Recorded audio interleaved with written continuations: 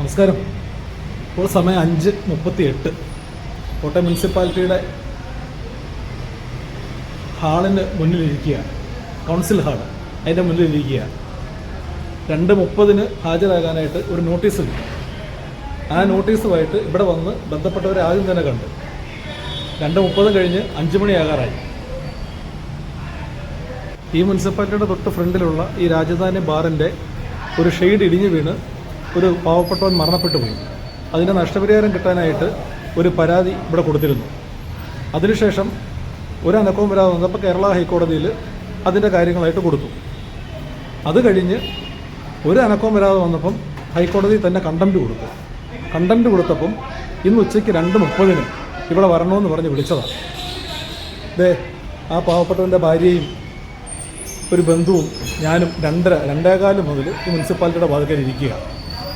ഇതുവരെ കൗൺസിൽ മീറ്റിങ്ങിനകത്ത് അജണ്ടകൾ ചർച്ച ചെയ്ത് തുടങ്ങിയിട്ടില്ലെന്നാണ് പറയുന്നത്. എന്ത് മുനിസിപ്പാലിറ്റി ആയ ഇത്? എന്തിനാണ് ഇങ്ങനെ ഒരു മുനിസിപ്പൽ പ്രഹസനം? ഒരുമാതിരിപ്പെട്ട മെമ്പർമാരെല്ലാം ഇറങ്ങിപ്പോയി കഴിഞ്ഞു. അവർ തന്നെ നമ്മളോട് പറയുന്നുണ്ട് വെറുതെ ഇരിക്കണ്ട, ഒന്നും നടക്കാൻ പോകുന്നില്ലെന്ന്. ഇതാണ് ഞങ്ങളുടെ കോട്ടയം മുനിസിപ്പാലിറ്റി.